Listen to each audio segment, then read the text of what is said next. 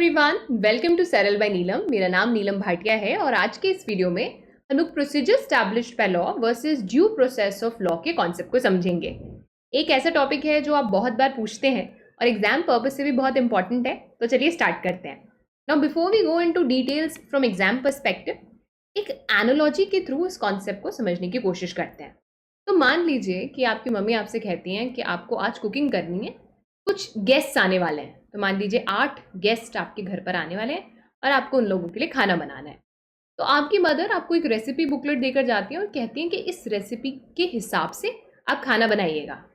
तो मान लीजिए आप सारी recipe as it is follow करते हैं और खाना बनाते हैं। मीनवाइल आपको एक कॉल आता है और जो गेस्ट हैं उसमें से एक गेस्ट आपको कहते हैं कि मुझे डायबिटीज़ है, तो जो भी आप खाना बनाएं तो याद रखिएगा कि मुझे डायबिटीज़ है। लेकिन आप तो रेसिपी बुकलेट की रेसिपी फॉलो कर रहे हैं, तो आप उनके हिसाब से कोई चेंज नहीं करते और जैसा रेसिपी में दिया गया है वैसा वैसा खाना बनाते हैं। अब अगर मैं आपको जज करूं on the basis of procedure followed, तो आपको 100 में से 100 मार्क्स हैं, क्योंकि आपने प्रोसीजर तो पूरा फॉलो किया, आपने वही खाना बनाया, उसी तरह से खाना बनाया जैसा रेसिपी बुकलेट में दिया हुआ था। तो प्रोसीजर में तो आपको 100 ऑन 100 मिल गए। लेकिन अगर मैं आपको जज करूं इस बात पर कि आपका प्रोसीजर सबके लिए फेयर था या नहीं, जस्ट था या नहीं था, तो आप फेल हो जाएंगे। यानी कि अगर मैं आपको ड्यू प्रोसेस पे जज करूंगी तो आप फेल होंगे, क्योंकि आपका प्रोसीजर तो ठीक था लेकिन वो प्रोसीजर जस्ट और फेयर नहीं था उसके लिए जो गेस्ट डायबिटिक है। तो यहाँ हमें क्या समझना है और क्या बात याद रखनी है कि प्रोसीजर स्टैब्लिश्ड बाय लॉ में हम लोग इस बात से कंसर्न रहते हैं कि स्टेप्स फॉलो किए गए या नहीं, लेकिन ड्यू प्रोसेस ऑफ लॉ में हम ये भी देखते हैं कि जो स्टेप्स फॉलो किए गए वो फेयर और जस्ट है या नहीं है। तो ये एक ब्रॉडर अंडरस्टैंडिंग है।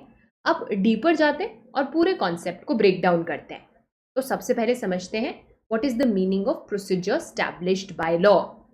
तो मान लीजिए लेजिस्लेचर कोई लॉ बना रहा है और हम उसे प्रोसीजर स्टैब्लिश्ड बाय लॉ की तराजू पर तोल रहे हैं और जज कर रहे हैं। तो अगर मैं उसे प्रोसीजर स्टैब्लिश्ड बाय लॉ पे जज करूंगी तो मैं सिर्फ ये देखूंगी कि सही प्रोसीजर फॉलो किया गया था या नहीं ये लॉ बनाते वक्त। अब चाहे वो प्रोसीजर इंडिविजुअल के राइट्स को वायोलेट ही क्यों ना कर रहा हो, पर क्योंकि हमने प्रोसीजर सही फॉलो किया इसीलिए प्रोसीजर स्टैब्लिश्ड बाय लॉ पर आप 100% करेक्ट हैं। तो प्रोसीजर स्टैब्लिश्ड बाय लॉ का क्या मतलब है कि कानून बनाते वक्त प्रोसीजर फॉलो किया जाना चाहिए। That is what we call as procedure established by law. अब ये जो सिस्टम है वो ब्रिटिश लीगल सिस्टम से हमने लिया है, जहां पर पार्लियामेंट सुप्रीम अथॉरिटी मानी जाती है।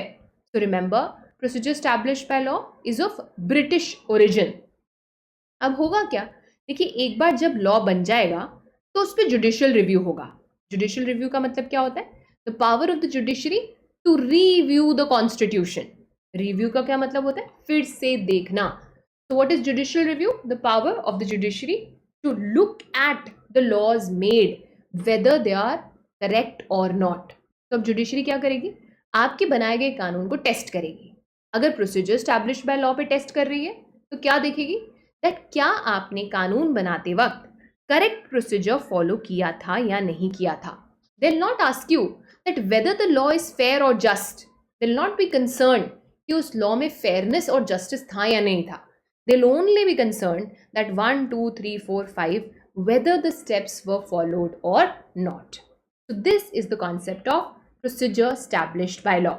अब इसका मतलब क्या है कि मान लीजिए कोई ऐसा कानून पास होता है which is harsh, which is unfair, it does not matter. Court उसको कैंसिल तब तक नहीं कर सकते जब तक करेक्ट प्रोसीजर फॉलो हुआ था। तो अगर प्रोसीजर ठीक है, even then the law is harsh, even then it is unfair, absolutely no problem, because harsh और unfair होने के बावजूद because you have followed the procedure your law cannot be cancelled or declared null and void. चलो एक और example से समझते हैं। तो हाइपोथेटिकली मान लो कि कल को इंडियन पार्लियामेंट कोई लॉ पास करती है कि किसी को भी अरेस्ट कर लिया जाएगा विदाउट अ ट्रायल। अब ऐसा लॉ पास करते वक्त आपने सारे प्रोसीजर्स फॉलो किए, all the procedure was followed. But ये लॉ अपने आप में तो जस्ट नहीं है, फेयर नहीं है। लेकिन प्रोसीजर स्टैब्लिश्ड बाय लॉ के लेंस से अगर हम देखेंगे तो this will be valid, because even though it is not just, you have followed the procedure. जैसे खाना बनाते वक्त इवन दो आपने जिनको डायबिटीज थी उनके साथ जस्टिस नहीं किया, बट फिर भी आपने रेसिपी पूरी फॉलो की थी, that is why you were absolutely okay in following procedure established by law. Now what is due process of law then? अब ड्यू प्रोसेस ऑफ लॉ एक स्टेप आगे जाता है। तो वहाँ आप क्या करते हैं कि उस इंसान के लिए जो डायबिटिक है उनके लिए आप कोई मॉडिफिकेशंस करते हैं। तो मे बी आप स्टीविया ऐड कर देते ताकि खाना उनके लिए भी खाने लायक होता। तो ड्यू प्रोसेस ऑफ लॉ में हम क्या देखते हैं कि प्रोसीजर तो ठीक होना ही चाहिए।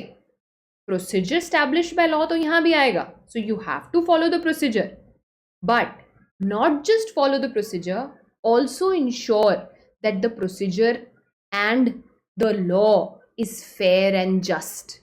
सो नॉट ओनली आप ये देखते हैं कि प्रोसीजर सही है, आप ये भी देखते हैं कि जो लॉ बनकर आया है that is fair, just and reasonable. You can think of it like this, due process of law is equals to procedure plus fair, just and reasonable law.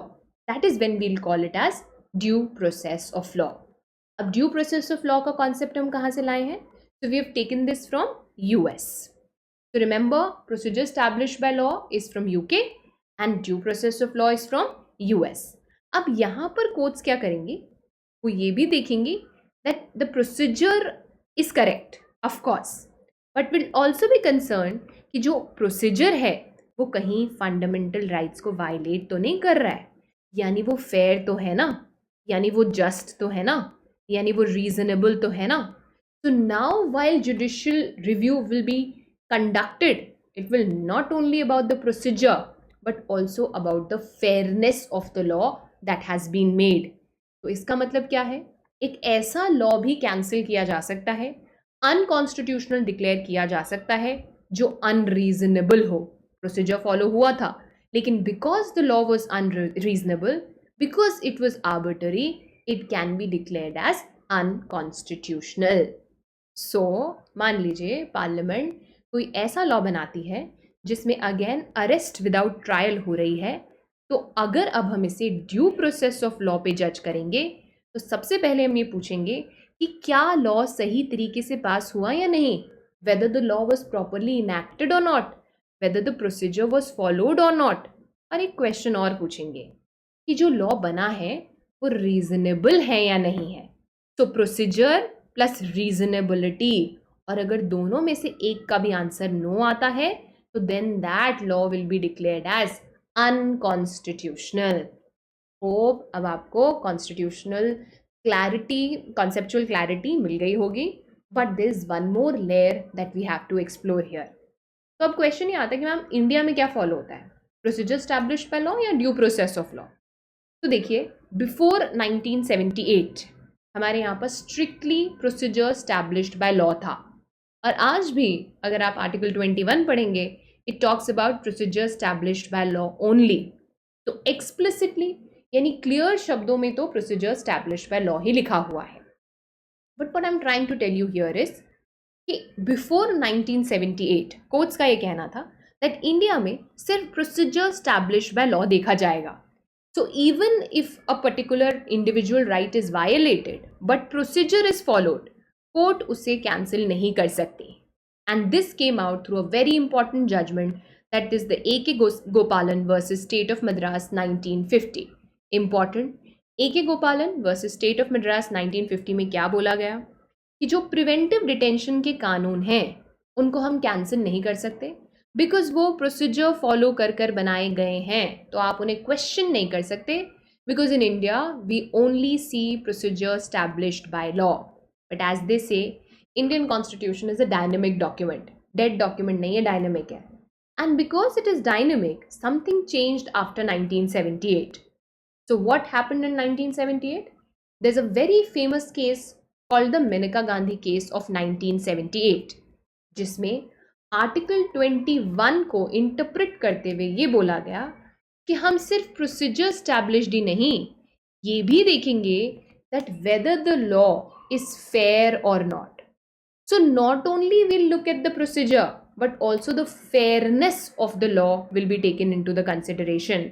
तो सुप्रीम कोर्ट ने कहा कि लॉज को सिर्फ procedure follow करना काफ़ी नहीं है, they should be fair, just and reasonable also. दूसरे शब्दों में, मेनका गांधी केस के बाद इंडिया में ड्यू प्रोसेस ऑफ लॉ भी एप्लीकेबल हो गया. सो इवन दो एक्सप्लिसिटली आज भी सिर्फ प्रोसीजर स्टैब्लिश्ड बाय लॉ लिखा हुआ है, पर कोर्ट रूलिंग के बाद ड्यू प्रोसेस ऑफ लॉ को भी कंसिडर किया जाता है. इसका मतलब अब जुडिशियल रिव्यू के तहत सिर्फ प्रोसीजर ही नहीं देखा जाता, पर सब्सटेंस भी देखा जाता है. ये भी देखा जाता है कि लॉ फेयर और जस्ट है या नहीं है. इसका मतलब अब judicial review has gone stronger. Earlier it was only about procedure established bye law, but now it includes due process of law also. तो द कंक्लूजन इज, हम अभी एक हाइब्रिड अप्रोच फॉलो करते हैं. तो हालांकि ड्यू प्रोसेस एक्सप्लिसिटली कॉन्स्टिट्यूशन में नहीं लिखा हुआ, तो अगर आपसे कोई पूछे क्या कॉन्स्टिट्यूशन में due process of law term लिखा हुआ है, तो नहीं. लेकिन क्या उसके प्रिंसिपल्स आज अप्लाई होते हैं? बिल्कुल. तो दैट मीन्स आप ये कह सकते हैं कि मेनका गांधी केस से पहले आर्टिकल 21 का स्कोप नैरो था, पर अब उसका स्कोप जो है ब्रॉड हो गया है, because we now don't only consider the procedure but also the fairness of the procedure is considered. So I hope video आपको समझ में आया. ये एक important conceptual aspect ठीक से clear हो गया. Let me know in the comment section if ऐसा कोई critical topic है जो आप चाहते हैं कि मैं समझाऊँ. So I'll be very happy to dissect it for you. And we don't end it here. आपको एक छोटी सी exercise करनी है. I'm giving you 2 practice MCQs. So based on the information, based on the understanding, आप ये दोनों solve करके देखिए. And let me know the answers in the comment box and then I'll tell you whether your answers are correct or not. Also, अगर आपको इस particular video की PDF चाहिए, तो you can download it from our Telegram channel, जो कि है UPSC with Neelam. So all the very best to you. Take care.